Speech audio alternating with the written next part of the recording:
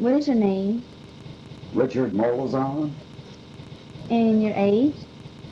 72. And how old were you when you entered World War II? Okay, I'll have to kind of relate this because I didn't go in the normal way.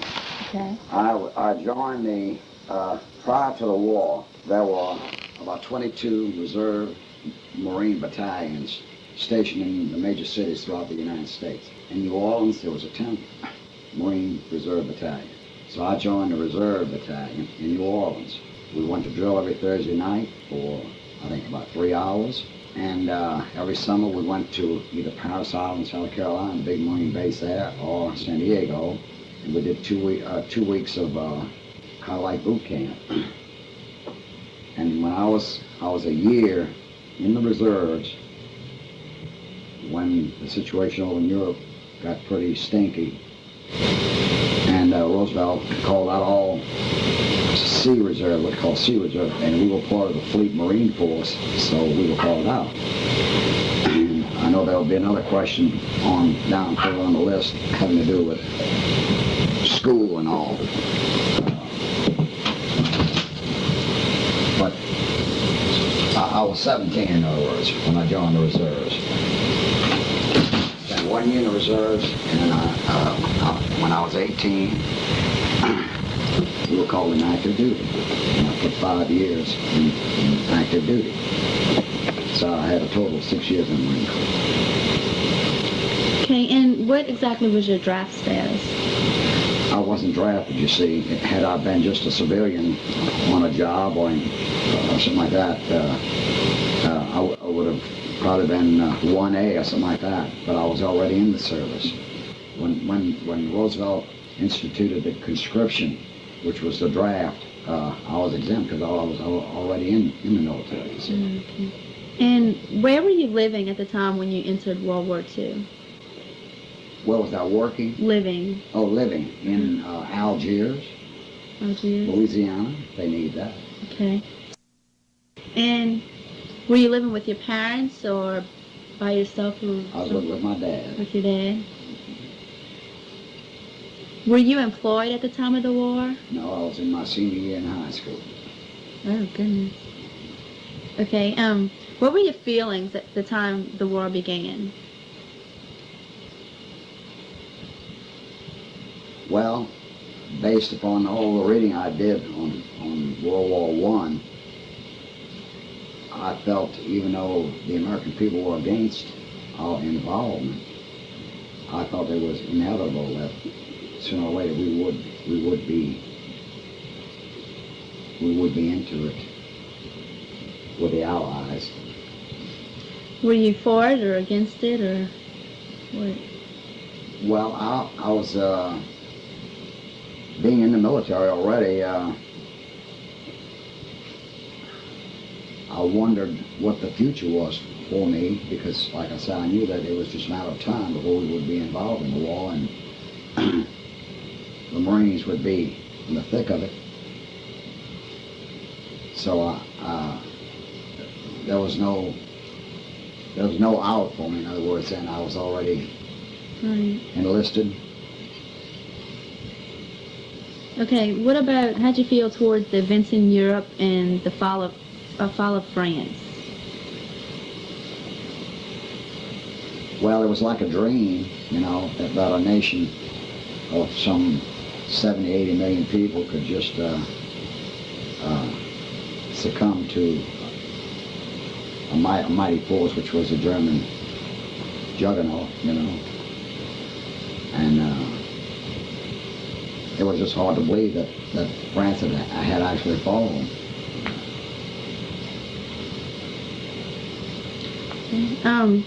What did you feel at the time when Pearl Harbor was attacked? Did you well, you were already enlisted, but how did you feel when it was attacked? When Pearl Harbor was attacked, I was already in Iceland. I had gone in early July of 1940. The United States sent the 6th Regiment, the 6th Marine Regiment. That was the regiment that distinguished itself in World War I in France. and that's the regiment I was in at that time. And the 6th Marine Regiment was brought up to full wartime strength, and we were all worked to. We didn't know it at the time when we left the United States. We were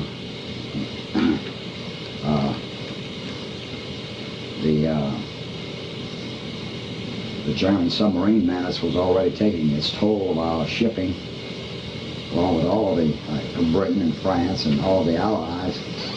So the United States knew it had to protect itself. So we left the United States. We left San Diego.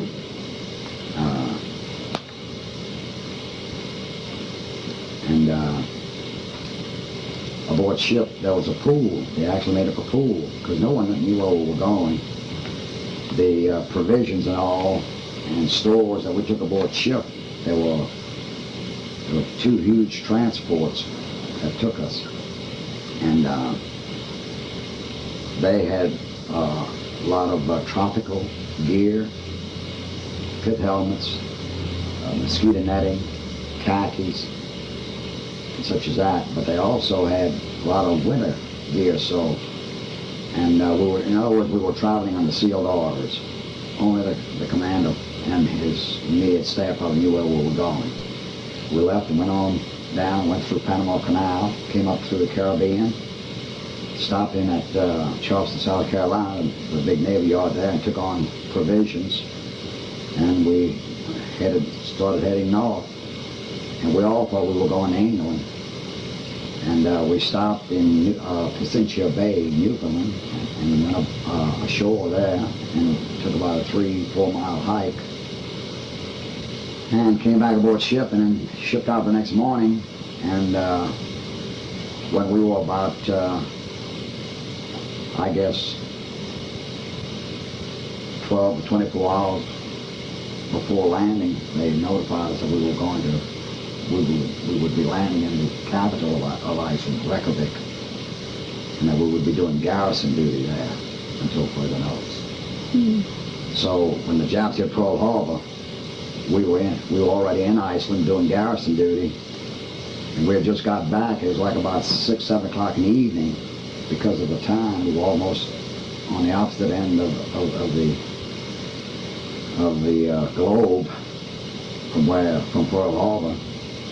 So it was like about 6, 7 o'clock. Anyway, I had just come back from evening meal, and notice was passed around the post that the post commander wanted to see all troops muster in the mess hall right away.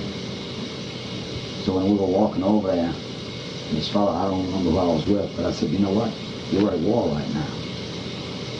And we all went into the mess hall and sat down, and the commanding officer started making his speech, and he told us that the Japs had hit Pearl Harbor, and we were in it now. That should cover that. So did you stay where you were?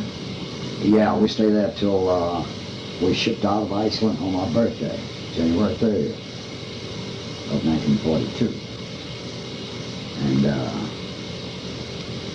there was a blizzard blowing the day we left. There's what they call it's like a seawall that encompasses the main part of the port, but most of the shipping. The water's just as calm, almost like glass, inside that seawall. But once we got out of there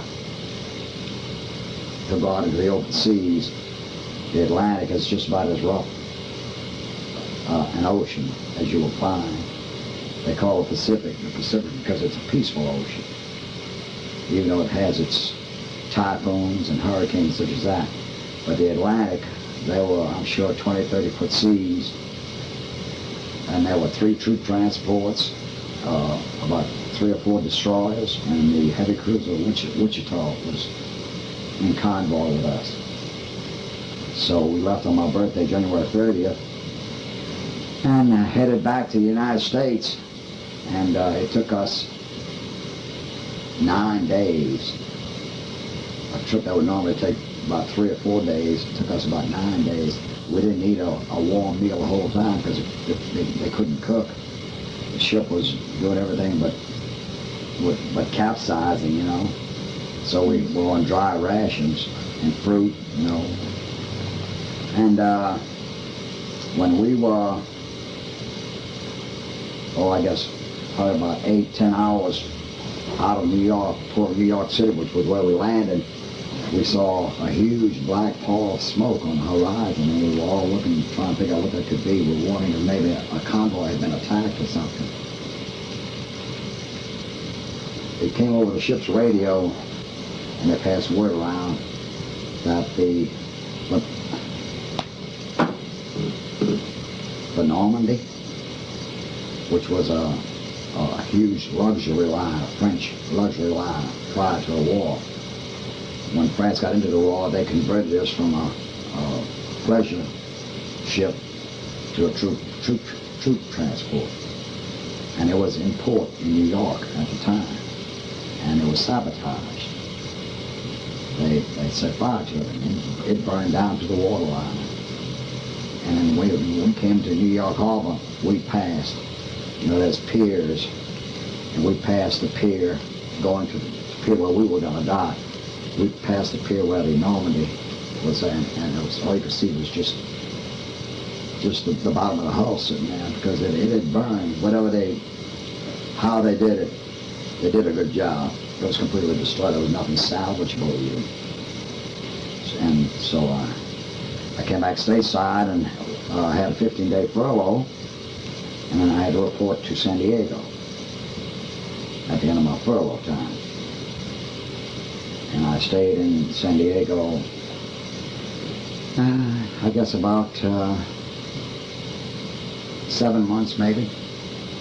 And I was transferred out of the 6th Regiment into the 22nd Regiment. And that was the regiment I stayed with all during the war in the South Pacific. About 7 months after we had been in San Diego, after we got back from Iceland, we shipped out to the South Pacific. The difference is, even though the Japanese submarine menace was not as intense as the German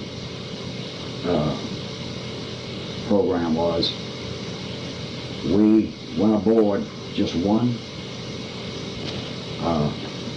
ship. It was the SS Ruiz. It was part of the Matson line that in peacetime plied the waterways between our west coast and the Orient, carrying vacationers and all that. And their ships, they had a beautiful fleet of ships, and this Ruiz was one big mama, We didn't have any destroyer escort or anything. That's how fast it was.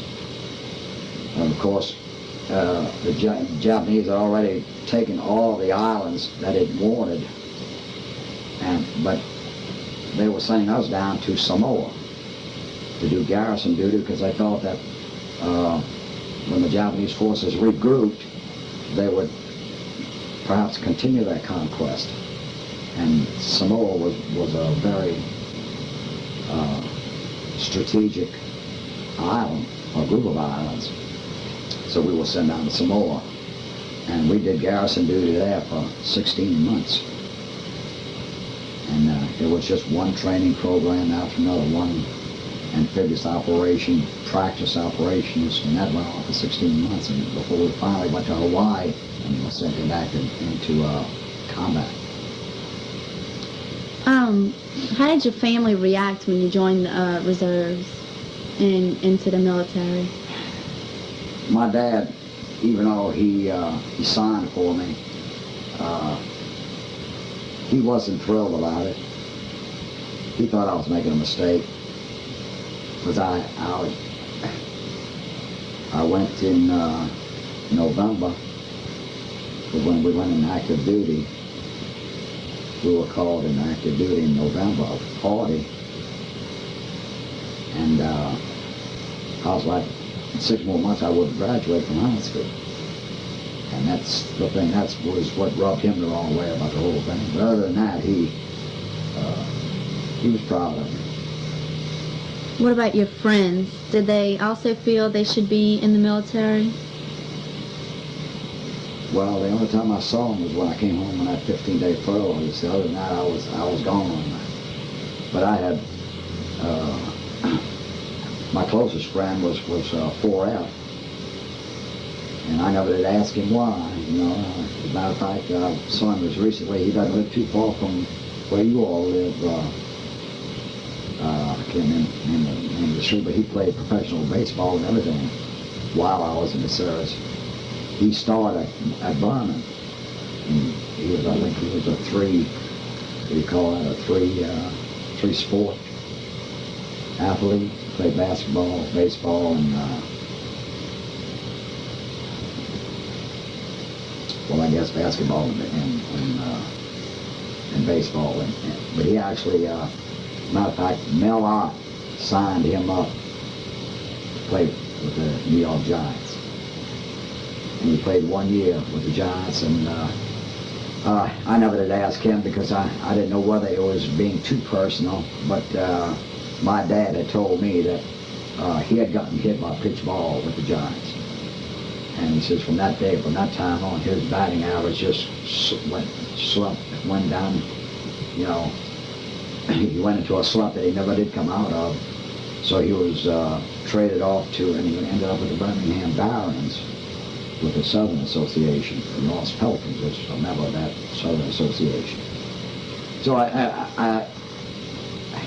I love Sammy. I mean, he was one of the best friends I ever had and still is, but even though we really don't see each other that often, but I had no animosity, no ill feeling, because if a man was 4F, he was 4F, you know, there was nothing he could do about it.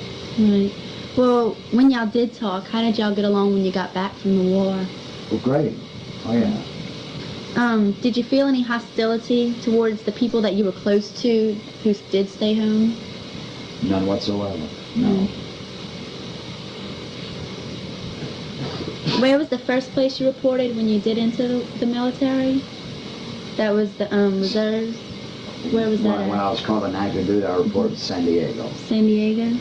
How were you treated when you got there?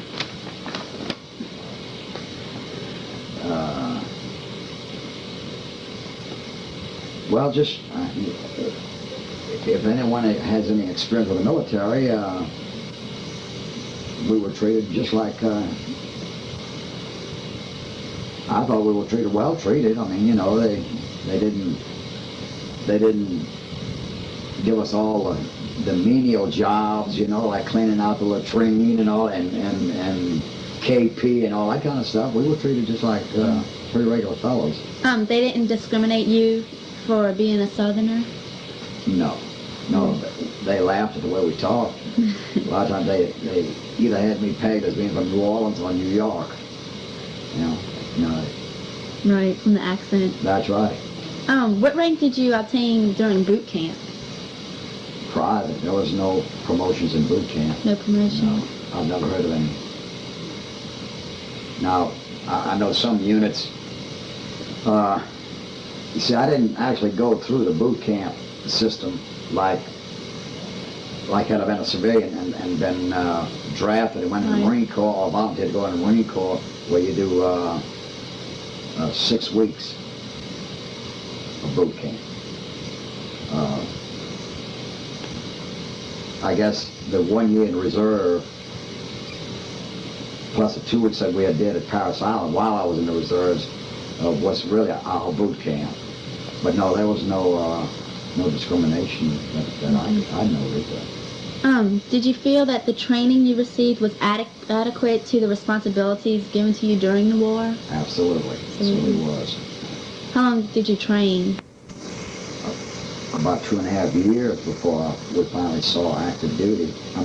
Combat duty. Right. What about superiors? Was there any hazing or unnecessary violence directed toward the recruiters? No, none whatsoever. Do you still keep in touch with your friends from the war? Oh, yes. There's about 6 or 7 of them that we either phone contact or letter writing, or we actually see it, like at the reunion. How were the quarters that you stayed in, and what was the food like? Well, as I had explained earlier, stateside, the quarters were like living in a motel. I mean, even though it was barracks, and there were, you know, maybe 20, 30 guys to a huge barracks room, The accommodations were just super, really, and the food was. I've never had any complaints about the food. Stateside, now, like I say, overseas was a little different, you know. But no complaints whatsoever. Once y'all began, how long did you stay in contact with the enemy, and did you pursue them continuously after the first engagement?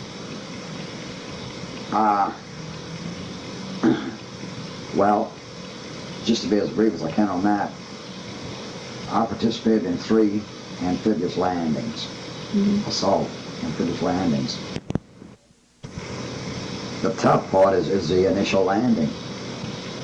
And of course I'll explain all of that later, what goes into an amphibious landing. But once you're inland, once you're up off the beach, and you're inland a little ways, and your artillery is able to come in behind you, and your tanks and your support units, you feel so much secure. It's just coming in by boat and having to disembark on the beach and make a run for whatever cover you can find, and still keep your men together and organized. But once you went on the island, it was a matter of every day you were in contact with the enemy somehow, some way, whether it be a sniper or a bonsai attack or whatever it may be, or maybe the Japanese held a line and we had to get past that line, so it was a matter of a gun battle. But to a lesser or greater extent, we were in contact almost every day. Every day. While we were on that particular island. How did your unit take it, and how many casualties were there in your unit? Well, I can't speak for the 22nd Regiment, because I'd be just guessing. But our company, we had probably about, counting killed and wounded, probably about 20 to 25%. When the war was over, what were your feelings? Did you feel that Japan and Germany had gotten what they deserved? Absolutely. Absolutely. And what did you do to celebrate?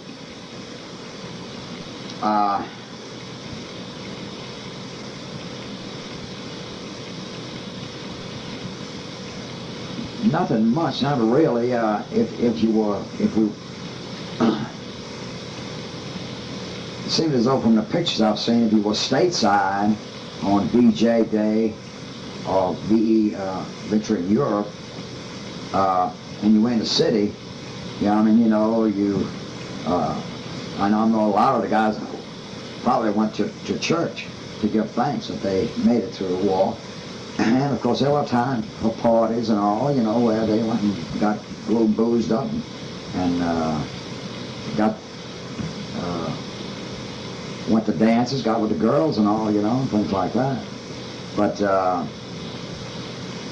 I was coaching on the rifle range at Paris Island, South Carolina, which is our big Marine base, when the war ended. And because we were on the point system, and I was what they called COG, back in those days, there was only one method of enlisting, and that was for 4 years.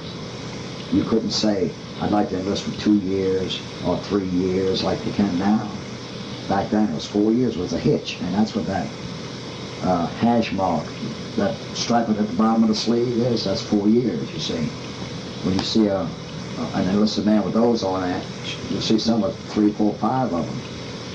Well, today I don't know what that means, but back in those days that stands for 4 years. At the end of 8 years you got another one. At the end of 12 years another one. So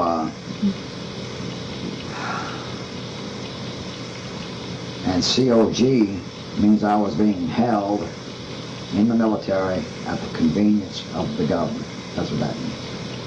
In other words, I couldn't have gotten out, even though my time was up. I had served my 4-year hitch, but it was right in the midst of the war, so the government held me in. So with the war, again, with the advent of the atomic bombs that brought the war against Japan to a close, it was just a matter of time for the processing to start for the separation of troops to be discharged. How many years were you in it altogether? 6 years. 6 years. When you got home, how were you treated? How did you feel? Like, did you feel satisfied with the way you were treated by society when it was over? Very much so. I have no complaints whatsoever. As a matter of fact, the only complaints that I've heard was with the Vietnam veterans. And for the longest time, I was bitter over that because I thought they were the biggest bunch of crybabies that I had ever met. Just about every Vietnam veteran you met had a sad, crying story he had to tell you about how he was mistreated when he got back, how the people spit on him. I'd never seen that happen. I'm not too sure whether it really ever did. But the Vietnam veterans claim that there was a lot of ill feeling, a lot of animosity toward the veteran, and why, I don't know. They were only doing the job like we were doing our job in the Second World War. But I got to talking. As a matter of fact, the lady next door, her son, was in the Navy in Vietnam. And as part of his duties, they had to patrol, I don't know, I forget the name, they had to, but there's a river, goes through the Mekong Delta, and there was Navy boats that they would use and load them up with troops and send them up this river. Probably to test enemy strength in different parts of the Mekong Delta, I guess is basically what it was for. And he said they had some of the most absurd rules against us that it was like our law enforcement today. The handcuffs were put on our troops in Vietnam. In other words, our leaders, our government leaders, it was almost as though they intended to fight a no-win war. And it was just so unfair, the kind of war these boys had to fight in Vietnam. So it wasn't until I got to do a little more reading and got to talking and got first-hand reports from guys like Billy next door that I started realizing they were right. There's a poem that I think befits the Vietnam veteran to a T. The name of it is The War Gods. It goes like this. When the gods of war grow restless and disturb civilian pause, you'll hear them say as we march away, "We're pulling for you, boys." In peace their scorn and ridicule will reach us hard and bright, but only tears will fill our ears as we go forth to fight.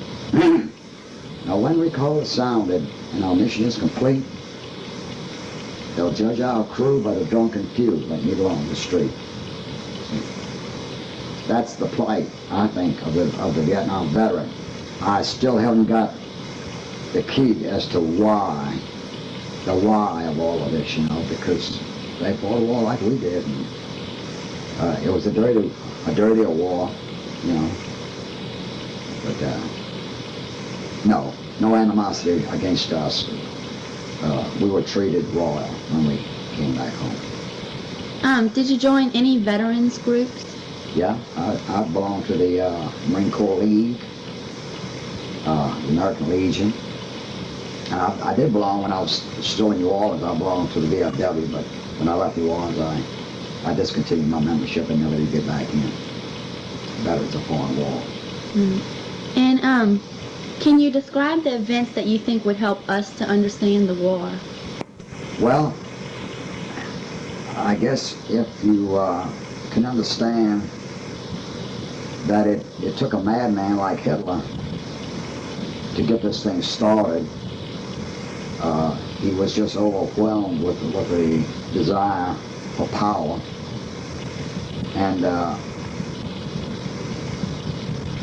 part of it goes back to the treaty.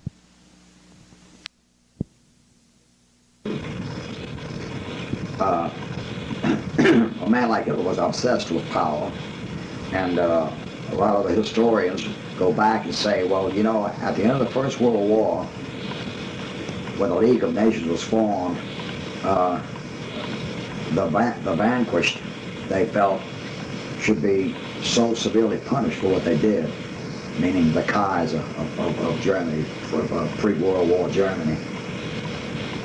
And of course, basically the same powers that were allied together in World War I were allied along the same alignment, the same countries, in other words, were the Allies, and the same powers were the Axis powers in both wars.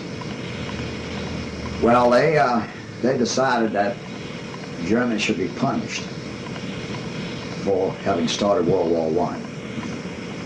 So she was stripped of a lot of her worldly possessions, countries that she, back, it was the colonial era where just about every major power had colonies scattered throughout the world, and Germany was no different. Well, they were stripped of a lot of their possessions, and they were mistreated. A lot of this is so back in my mind I can't recall a lot of the stories, but they went into a deep inflationary period in the mid-20s where their money was worthless, unemployment had skyrocketed as a result of what the Allies did to them by way of punishing them for having started World War I, you see.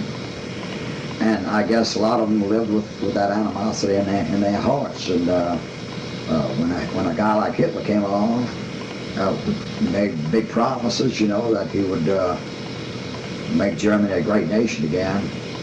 The German nation, the people were behind him, and that's why they accepted him as leader. And as it turned out, he was just so intoxicated with the desire for power that he amassed one of the greatest armadas the world has ever known. And the Allies could have stopped him a year or two before, but they just felt that we can talk our way out of this. But it didn't work. The more power he got, the more he wanted, so that's when he went into Poland, France, Norway, and his fatal mistake was when he turned against Russia. But am I still answering that question that I'm asking myself now? That's, I guess, yeah, for the sake of the younger people, look back and say, what brought all of this on? You know, what precipitated a worldwide conflict where millions of people lost their lives, millions more were displaced from their homelands, and when you're thinking of people like Adolf Hitler, El Duce Mussolini, and Emperor Hirohito, that's the reason we went to war, and it was war that had to be fought. Had we said, no, we're not going to oppose these people, I guess they felt the only reason why we didn't have to fight Japan on the West Coast was because Japan miscalculated. They didn't think they had really damaged us as bad as they did with the initial strike at Pearl Harbor. But I don't know if that gives you any insight into understanding World War II any better, but it wasn't we did because we were warmongers. it was just something that was forced upon us, and it was a case of either we defend ourselves or we succumb to their brutal power. All right, thank you. You're welcome. Took us out of Samoa, and that was the 22nd Regiment, and brought us to Hawaii. We had an operation, a practice operation to perform, to do with a simulated amphibious landing. Where we were, we had a bird's eye view. There was an area probably about the size of I don't know, maybe about a mile in diameter, where the fleet and the air wing of the fleet use it for bombing practice. About a mile from that, maybe 2 miles at the most, that was the island that we were supposed to conquer, you see. They said, first of all, we'll take a lunch break, we'll rest for about an hour, and like about 1 o'clock, I think we had a couple of our aircraft carriers were out at sea, and a wing or a group would leave the carrier and fly out here and make bombing runs. And the minute their bombing runs were completed, we would be all saddled up and ready to move in, you see. So we just got through eating, and we're just kind of laying around there just talking and smoking cigarettes and just gabbing. When we heard an airplane. And we were told that there was about 8 of them, and they were in groups of 2, 4 in each group. And they would fly over and circle around and gain altitude. And as they gain altitude, they would get into an echelon formation. And when they got ready for their bombing run, they'd peel off one after another, you see, and come in on that mound, right, and let their bombs go. Well, what happened? They were making big circles, and by the time they had got into their formations, they were pretty high up, and we were mainly wanting to see when the bombs hit, to see how accurate they were, to see if there was going to be any bullseyes, like an explosion near the center of that target, see. Right. To do that, we had to kind of stand up and look over the crest of this little hill right in front of us. Well, what happened, without us not knowing it, 2 of those planes touched wingtips. Part of the wing broke off one of the planes, but both planes crashed. But the bomb came loose off one of the planes and landed in on us. Oh. And that bomb, it had to land in somebody's lap, you know. And it exploded about, I guess, about a city block from where we were, from where I was.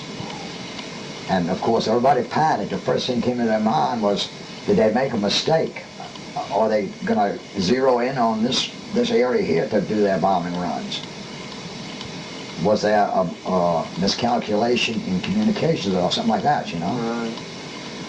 So everybody started running, and then finally a bunch of guys said, hit the deck, hit the deck. So we finally all hit the deck and just kind of stayed there, and that's when we could see the planes coming down. One of them crashed about, I guess about 4 or 5 miles from us, up in the mountains. We heard the explosion, we could see the flash, you know. And we could look out over the sea and see a couple of parachutes. The guy they yeah, ejected, you know. Huh. Well, after we realized what had happened, we all stood up and started walking around and went over to where that bomb hit. And that, you don't want to see anything like that. I mean, you know, there's bodies laying over there, parts of bodies. And we lost 22 men. 22. 22 got killed. 43 were wounded. Every ambulance, the military sent out every ambulance they could get their hold of. And we ended up throwing a bunch of the wounded on trucks and heading back into town, you know, to have them to the hospitals and all. So I guess that would come under friendly fire, but it's something that you say, Why? how can that be? That's right. Some more we had, I can't remember the guy's name, but the music is a bugler. We call him, he's a music. That's the title he goes by. He usually sounds reveille in the morning, get you out of bed. Chow call, time to go to the mess hall. And in the evening, retreat. And then at 9 o'clock at night, he'd sound what they call tattoo. That means get ready for bed. Taps at 10 o'clock, an hour later. Well, we used to call him Harry James. Harry James. You know Harry James, the big band leader? Yes, it is. Well, Harry James was one of the big names. During the big band era of our day, Harry James was one of the big band leaders. And he played a trumpet. So we call this guy Harry James. Well, he'd get out at night, like to sound tattoo and taps. And a lot of Samoa is volcanic rock. I think there was an old, very old dormant volcano on the island, and a lot of it from back maybe thousands of years back when those volcanoes, when they erupted. That's why a lot of it is volcanic rock. Harry James, at night, he had a special rock. It was about that high, and maybe about half the size of his room. He'd get out that night with his bugle, and he'd put his foot on that rock, and he'd sound tattoo or tap. And he never could give a bugle call where he didn't hit one or two sour notes. You know? And when he'd start sounding taps or tattoo, you've heard of a dog baying at the moon or something? We were living in tents, and you could hear, "Arr, arr," like dogs, you know. And they'd make fun of that poor guy, something terrible, you know. Well, when that bomb fell, and the corpsmen and the medics, plus some of the doctors that came in from the city, got over and was looking over the men, saying, "We start digging a hole for him. He's finished. We're going to have to bury him. He's dead." When the calling got to Harry James, he was laying on his stomach, sprawled out straight flat on his stomach. They rolled him over, and he was all in one piece. They couldn't figure out he was dead. How he made it hold They it. figured it may have been a concussion. But on further close examination, the colon, there was a little blood spot right here. They unbuttoned, tore open his shirt, and just a little slither of shrapnel pierced his heart. Yeah. Old Harry James, we stopped making jokes about Harry after that. You know? Yeah. That's a good thing. But like I say, I don't know if that comes under the classification of friendly fire, but it was a mistake. It was an accident, you know. We had set up one night on Guam. Guam, you know, I know you heard of Guam. Oh, yeah. It's still an American possession. That was the island that we made our one of the three islands that we made our amphibious landing on. We had a little Italian boy by the name of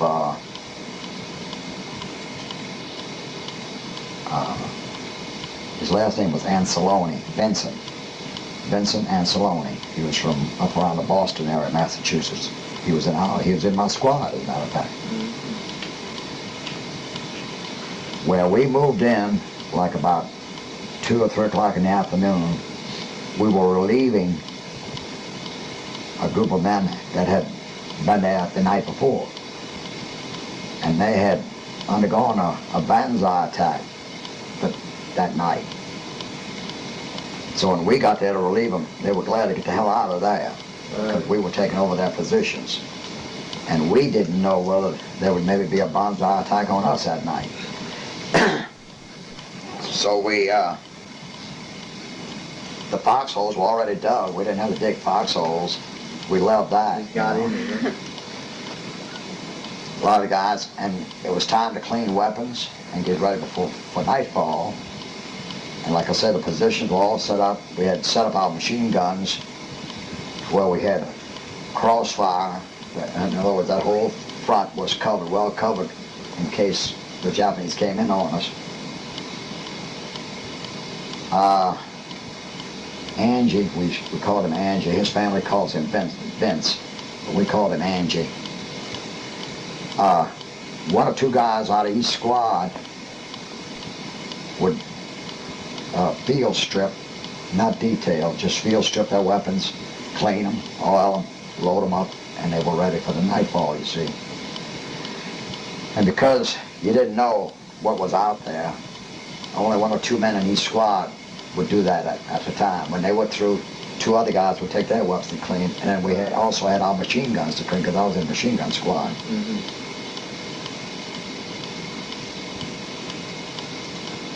It was clear in front of us, I guess like about maybe from here to Mother Jackson's house is across the street. Then the brush, the trees and the underbrush and vines and all started.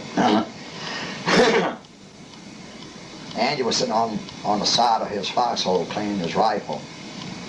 And I heard him say, "Look at our chicken." Well, I looked over in the area where he was looking, and I didn't see a chicken. But he got up and walked over there. And he walked into the bush, and in the meantime, something came up where I was distracted from watching where he was going. And we heard him yell. And a shot. So we all got down in foxholes, and we got one of the rifle companies to get a couple of scouts to go in there and see what because Angie never did come back out, you see. Mm-hmm. The scouts went in there, and about 10, 15 minutes later, one of them came out and said, "He's laying up in there, he's dead." So we got a guy with a poncho, you know what a poncho is. No raincoat. Right. And about 4 or 5 of the riflemen went up in there and got him and brought his body out. And I had to tell that story to his sister. He was shot. They shot him? Or? Yeah. And evidently he lived long enough to scream. And a sniper got him, see, is what happened. Mm-hmm. After that banzai attack, there was still live Japs all in and out in that underbrush and all, you know. Mm-hmm. But nothing happened that night, though. It was over then if the family wanted his body brought back, which Ancelone's family, we visited with his sister a couple of years ago. I don't know if we remember that. But me and Joe and Clyde made what we call our mini reunion. There's the big reunion like we made in Albuquerque here about a month or so ago. And then like in April, there's a mini reunion. Well, the mini reunion 2 years ago was in Salem, Massachusetts, which was right around where Vincent Ancelone was from. So we decided we've never been able to make contact with the family. We've tried to get information on the family. I did, and Joe from Cincinnati did. But anyway, we decided, well, here might be a chance where we might be able to find some member of the family. We assumed that the mom and dad had already passed away, you know, but he had brothers and sisters. As a matter of fact, he had a brother that was a priest. So Clyde and Joe and myself made that mini reunion. And when we had some they only last, the mini reunions only 3 or 4 days. So we had a day where we had a lot of free time. So the 3 of us got into Joe's van, and we went into Salem and checked in the phone books, and we found an Anceloni family who lived on 3rd Street there in the town. So we went there, and the woman came to the door, and she says she had been there for about a year, but she says she didn't know an Anceloni family. And she's telling us that she and her husband bought this, it was like a big duplex, about a year ago. And of course we didn't mean to argue with the woman, but we said, well, you bought this home, and the Anceloni family lived here up until the name is still in the phone book. So as recently as a year ago, we assumed that the Anceloni family lived here until they sold the home to you. And they said, well, that's not the name of the previous homeowner that we have. So it was a dead end is really what it came down to. Right. Knowing that he had a brother that was a priest, we said, well, let's hit up 1 or 2 of the Catholic churches around here, and we might be able to find some information through the priest. Right. We went to this one church, and Joe got out of the van. There were some people coming out of the church, and I think they were having a choir practice or some kind of ceremony, and people were leaving the church. So Joe goes up to this one guy. He's got it was like a little Frenchman. He's got a little tammy on, a black jacket, because it was a little cool up there, you know. It was all in black.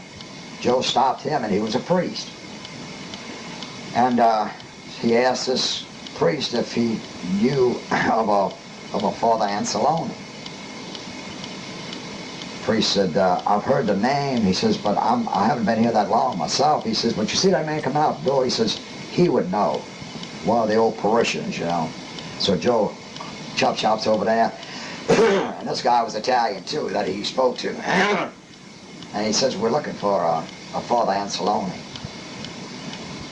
And he says, big smile came on his face. He says, I know the whole Anceloni family. He says, the priest is not, he says, he's been transferred, I think a couple of years ago, up to some other city in North Massachusetts.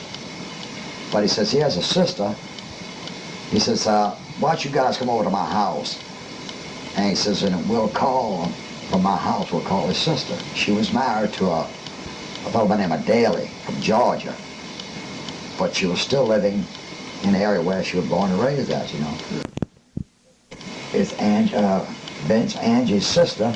We called her, and when she found out who we were and what we were doing while we were inquiring, she says, you've got to come to my house. She says, Sam, we'll bring you to my house. She says, my husband's home. She says, I've got to meet you guys. She says, I have another sister living just a couple of miles from here. But she says she has never had any interest in whatever happened to Angie. And she says, I'm the only one really left. The brother, the priest, is up north Massachusetts. So she says, I would like to talk to you people. So we went over to her house, and she cried half the time, you know. Mm-hmm. And she says, I just never dreamed that I'd ever see anybody who knew my brother. She says, because when he got out of boot camp, he didn't even get a furlough. He didn't come home. He went right off overseas. And that's when he came in our outfit, when he came overseas, you see. So it was really quite an experience that we were able to make contact with her, you know. They put us across the parade ground, across the parade ground from the barracks. And we were in 2-man tents. And man, there was just rows and rows of 2-man tents, you know. We went on a hike one day and came back like about 2 o'clock in the afternoon. It was something like about a 20-mile hike. And there's this corporal standing there, right by my tent. And I got to talk with him, and I didn't recall seeing him before. And His name was Litzelman. That was his last name. I was trying to think of his first name. Big German. Neat, nice-looking guy. But I noticed he looked like he was a little up in age to me, you know. Because, heck, I was only about 18 then, you know. Well, as it turned out, his story was that he was in the Marine Corps in 1932. And he had put in a 4-year hitch. He had been over to China and all during this 4-year hitch. He got out in 1936.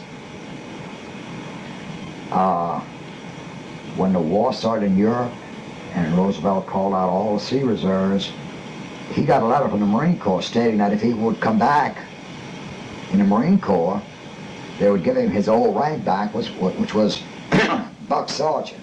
That's just three stripes. And he says, hours of the, and he was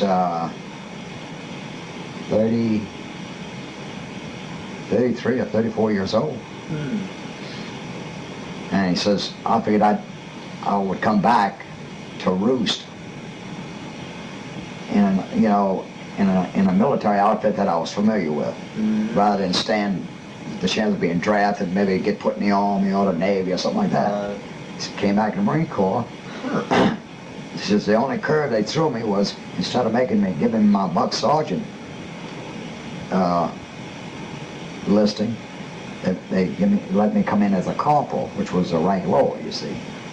But he said, that's no problem. He said, I'll be back up there in no time at all. He had a lot of confidence, you know.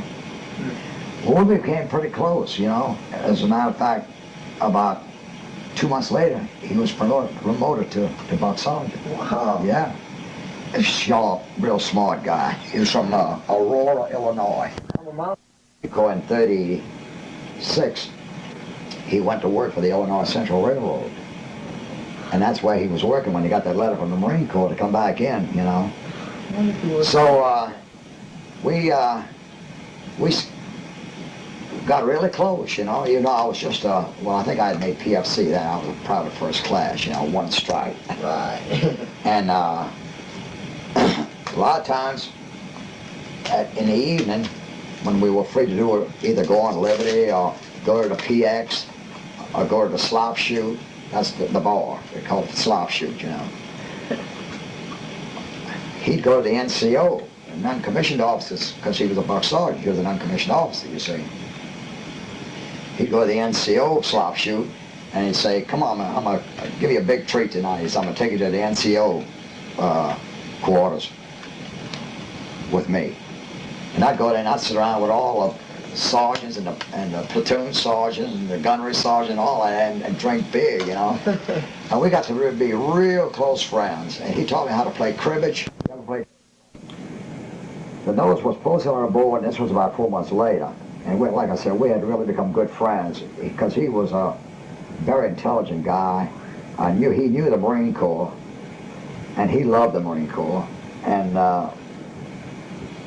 he kind of took me under his wing. So one day on the regimental headquarters, the guys are saying, hey, have you seen the notice posted on the regimental headquarters bulletin board? No, what's it all about? Well, they're gonna, the 6th Regiment is, they're building it up to full wartime strength, and they're going to ship out. And they want volunteers, whoever wants to go to the 6th Regiment can sign up. So I thought they were just kidding, you know, so I went over to regimental headquarters and read the notice, and sure enough, I came back, and by this time I was calling Litzelman Pop Litzelman. I said, Pop, what do you think about that thing, about that notice? I said, do you think I ought to sign up? He said, well, what in the hell did you join the Marine Corps for? To stay at home? He said, you remember the old promotional bulletins you used to see, the placards and the posters? You join the Marine Corps, it's like join the Navy to see the world, you know. He said, you want to see the world, man? He said, this is your chance. I said, how about you, Pop? He says, oh, no. He says, hey, he said, you're talking to an old timer, man. He said, I put time in with the Horse Marines in China back 10 years ago, you know. He says, but, he says, I think you ought to go, really. So I went and I signed up. 18 years old, you have a certain amount of adventurism in you know, and you do want to see how the other half the world lives too, you know. I didn't want to live in dying Algiers, Louisiana, you know. Oh, no way. So I signed up. He signed up too, but he didn't tell me. And he told the company clerk not to tell me.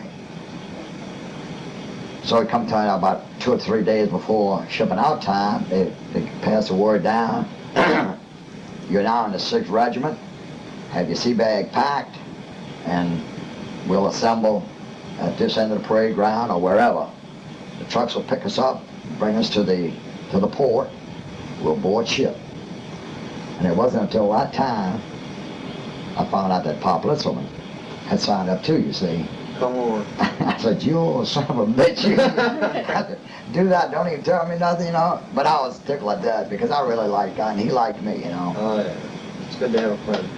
We went to Iceland together, and we had one little disagreement that I can remember. And me being just a young kid, I figured, hell, I'm not even going to talk to the old bastard, you know, anymore. And it had to, would you believe it had to do with about fish? About what kind of fish had the most bones in it, you know? And he was disagreeing with me. I said, Pop, I was raised a 1 block from the Mississippi River. I said, there ain't nothing you can tell me about fish. He said, well, I'm telling you that you're wrong about that. And it kind of got me teed off, you know? So we went for a little spell there where I was just being civil to him, and that was all, you know? But then that blew over, and we became back real good friends again. We came back stateside, and he got transferred in one outfit. I got transferred into the 22nd Regiment. Mm-hmm. Never did see him again. In 1952, little Ricky, our oldest boy, was just 2 years old. We decided we were going to go over and see Uncle Roy and Aunt Noe up in Rockford. Mm-hmm. And we were going to swing on down, and we were going to visit with Joe and Helen, my buddy from Cincinnati. So Nanny and I went up to Rockford, and when we were coming down to go over to Cincinnati, I said, damn, we're not that far from Aurora, Illinois. Mm-hmm. Because I'd never written Pop Litzelman. I had never written him, lost complete contact with him. All I knew was that he was from Aurora. I said, Nanny, we got a time to kill, you know. I had enough vacation. I was working then. I said, I got enough vacation. We'd go down, maybe we'd lose a day, but I'd like to see if I could find old Pop Litzelman, you know. So she agreed. We went down to Aurora, looked in the phone book. There was 2 Litzelmans in the phone book. Henry Litzelman. And I'm trying to think of what Pop Litzelman's first name was. But anyway, I said, well, it's a good place to start, you know. So I called Henry Litzelman. His wife answers. And I said, I'm looking for so-and-so Litzelman. What the hell can't I think of his first name? I said, I put in about a couple of years in the Marine Corps with him, and I'd like to know if you have any idea where he is. She says, you're not going to believe this. You're in luck. He's here in Aurora right now. He's on furlough. I said, you mean he's still in the Marine Corps? She said, yes, he's going to make a career of it. I said, well, I'll be doggone. She says, look, I'll give you directions how to get to our house. She says, he's staying with us right now while he's on furlough. He and his wife. I said, his wife? I said, he's married? She says, yeah, he married a woman Marine. I said, oh, no. And while they're on furlough, they're staying here Henry is his brother. So she gave us directions. We went over to the house there, and she says, she had told me on the phone that he wasn't there then, but that his wife was. But she says, you come on over to the house, she says, and by the time you get here, he may be back. But he went up into town for something, you know. We go to Henry's house, and they make coffee, and it's like tea, you know. And they got these mugs about that big. I can still remember that. About that big, a mug, and about that big. And it was like drinking hot water, you know. And she kept pouring, and we kept drinking coffee, and listen whenever they show up. So, I don't know where his brother was, but his brother was probably working. But his brother's wife says, and then we met his wife, cute little girl. I mean, you know, pretty little girl, you know, that he was married to. She was probably about 10, maybe 15 years younger than he was. So, we sat there at the kitchen table drinking our coffee and talking and all, and finally Henry's wife says, let's go up into town. She says, the business part of Aurora is not that big. She says, we might just bump into him, you know, because he was a heavy drinker too. Back in the old Marine Corps days, we drank a lot of beer together, man. So there's Nanny and I, little Ricky, Henry's wife, and Pop's wife. We go into town, park the car, and we just start walking. And I got a little Ricky by the hand, and the women are hanging back talking amongst themselves, you know. And every time we get to a street corner, I look in all directions, see if maybe I could see a Marine, because he was in his Marine uniform, you know. We're past this bar, and I look, and I give it to the old double take. He's sitting with his back to me, but there's a Marine sitting at the bar. And he's standing there talking with a woman. So I stopped, and I kept looking, and I looked back to see if with the woman, well, there was about a half a block in the back of me. So I made him a motion that I thought that might be Pop sitting in the bar, you know. So we walked in there, and he's sitting on a stool, and the woman was standing, and she was a bag, man. Ooh. You got a name for those kind of women. I don't know if she was a prostitute or not. But she was a baggy kind of looking woman, you know. And they were talking. And as soon as I got to where I got a little profile of him, I said, I'll go, that's Pop. So I walked over to him, tapped him on the shoulder, and he had really been sopping him up, you know. I said, hey, Pop. Not even the slightest grin. He looks at me with kind of a sneer on his face. He said, who are you? I said, Pop, I'm Molaison. And you don't know, we put in a couple of years in the Marine Corps together. So I never saw you before in my life. And he kind of turns back around. Well, man, I didn't know what to do. You know, I just stood there with my mouth hanging open. And then finally, this time, the women get to the entrance of the bar, and they come in.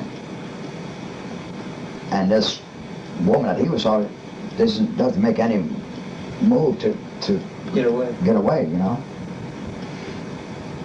There's his wife, his sister-in-law, and there I am with my wife, and he says, who did you say you were? I said, come on, Pop. Mo. I said, does that ring a bell? We were in Iceland together, man. I don't know you. And he says that twice, you know. Finally, his wife comes over. She says, what's the problem? I said, he says he doesn't even know me. She says, well, I can tell you one thing. He's really soused. I said, yeah, but I could be soused and recognize a friend, even if it has been from 45, no, more than that, 43 to 59 years ago. finally he stands up and he says, let's all have a drink. And I said, okay, come on, let's go sit at the table. So we all sit at the table, and I ordered a beer, he gets another beer, and we all sat down. I said, when I call you Pop, I said, does that mean anything to you? Do you recognize that name? No.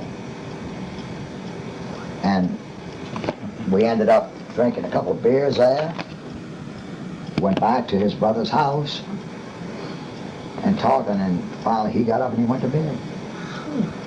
And up until this day, I don't know whether he was shocked or whether he was just soused out of his mind. But he had good rank, you know, where he had. By this time he had about 4 hitches in the Marine Corps, you see. And his pictures in there,